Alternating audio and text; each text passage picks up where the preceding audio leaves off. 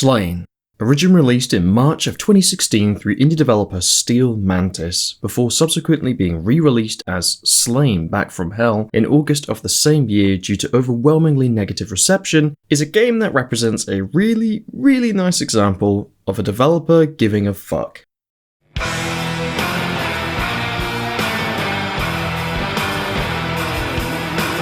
Looking over the original reviews of March 2016, to say that Slain was once a broken, incoherent mess of an experience seems to be something of an understatement. The game was reportedly played with hit detection issues, keyboard input delay, inaudible sound effects, buggy animations, basically everything you can possibly think of to render your 2D Dark Souls with a heavy metal Devil May Cry inspired twist a steaming shit demon! But instead of pulling a AAA fuck you and washing their hands of it, or worse, attempting to patch the game and instead making it even more fucking broken, Steel Mantis actually decided to borderline sweep the entire launch aside as one big misstep, overhaul the game for an additional 5 months until it was in the promised condition advertised through their Kickstarter, and re-release the newly revived hack and slash as Slain, Back from Hell. A subtitle that feels extremely appropriate considering what were likely 5 months of painstaking misery while working on fixing a game that most professional critics had already written off. Still, the heads must bang, the horns must be shown, and the show must go on, and with a very rocky start now out of the way, let's talk about Slain, Back from Hell.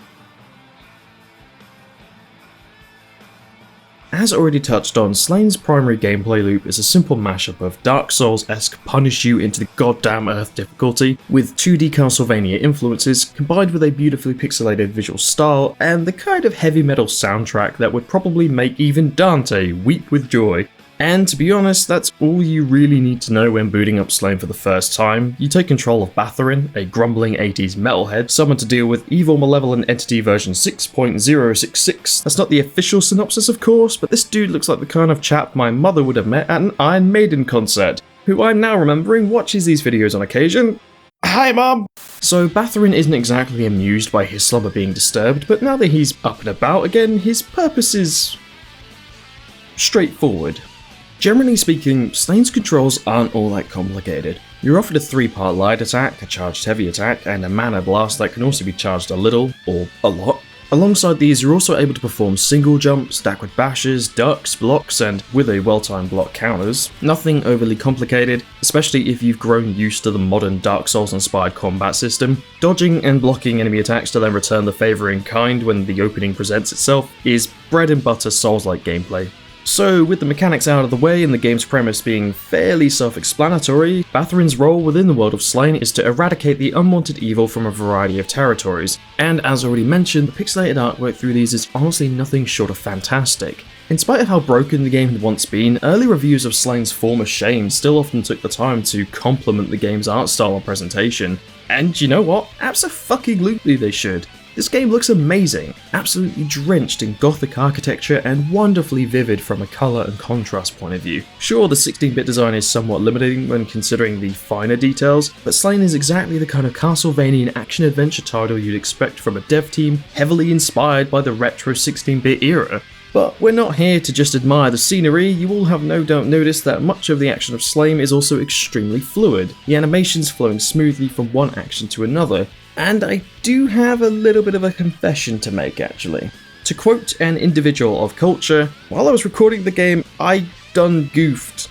I recorded most of this game in the space of a few evenings without fully reviewing the footage, expecting that, like a fucking idiot, the retro aesthetics and design would record absolutely fine. It did for The Aquatic Venture of the Last Human, it did for Demon Tower, and it did for Cover Your Eyes.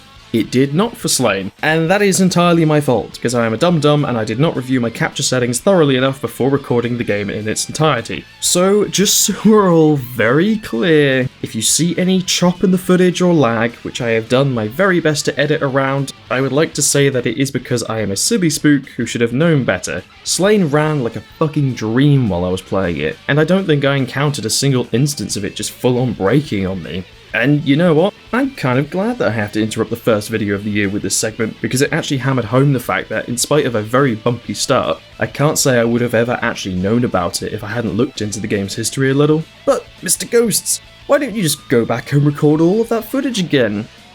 Well, dear viewer, with whom I am sharing a small tiny droplet of the oceanic vacuum that is the YouTube algorithm.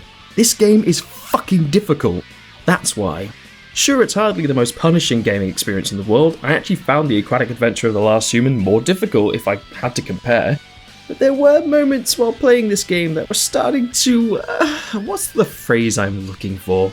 Get on my goat. Battering goes down with 3 to 4 hits on a regular basis, or sometimes 1 to 2 if the aggressor happens to be wielding a weapon of dramatic DPH capability. And that's not even taking into consideration the sheer satanic quantity of environmental dangers and traps. You can just be trotting by, minding your own business, killing a few skeletons, and then... that was uncalled for. That being said, what kills you will often also kill your enemies, so you can be damn certain that using these to your advantage will put a big fat smile on your face. Hell, even just duping the flame dogs into almost running off the edge and then finishing the job is stupidly entertaining. Of course, the few minions that I've shown you are just the grunts of the game. Slain also offers a fair collection of boss monsters that I'm not actually going to show you, but trust me, they're reasonably tough. Again, as you'd expect from a title inspired by... Dark Souls. I really need to stop saying Dark Souls. Not every hard game is like fucking Dark Souls. I know that. I appreciate that. But this game really is taking certain inspiration from Dark Souls. I'm sorry.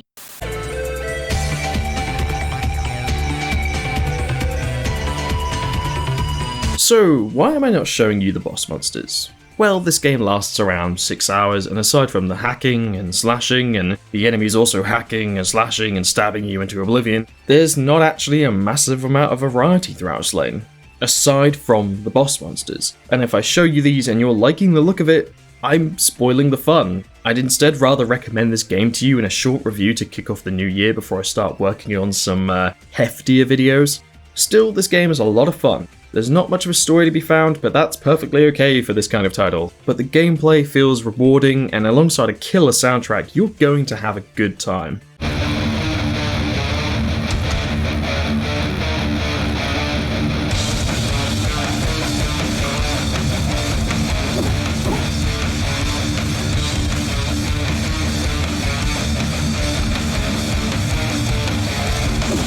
In fact, let me just leave you with one last example of a perfect moment within this game.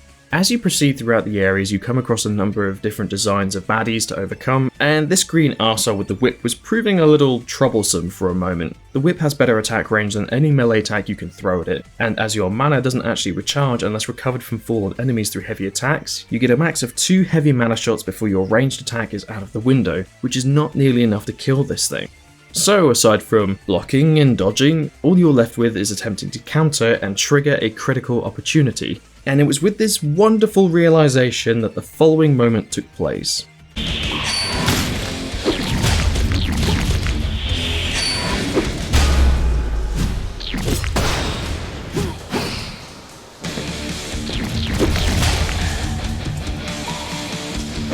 This moment, after dying to this thing a handful of times previously, let me just give you an appropriate comparison to how this felt.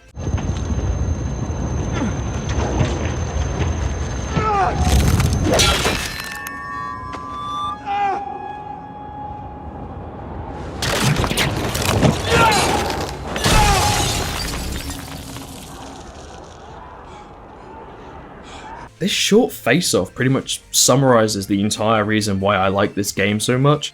When you finally get past your bash your skull against the wall trial and error, you suddenly realize that you've learned how to deal with the problem and proceed to overcome it. And yes, I realize that what I've basically just described is an overly poetic spin on the phrase get good, but it feels good to get good for a reason. That sounded awful saying it out loud. Right, that's it, I'm done. This is a super short first review for the start of what we can all really hope will be a better year. I've got a lot more review ideas on the table that are coming together, and I have a really huge video idea for September that is haunting me on a daily basis. So hey, if you fancy seeing more of my ramblings about games that you may or may not have heard of, how's about you pull a Batherin and plunge your sword into the old subscribe.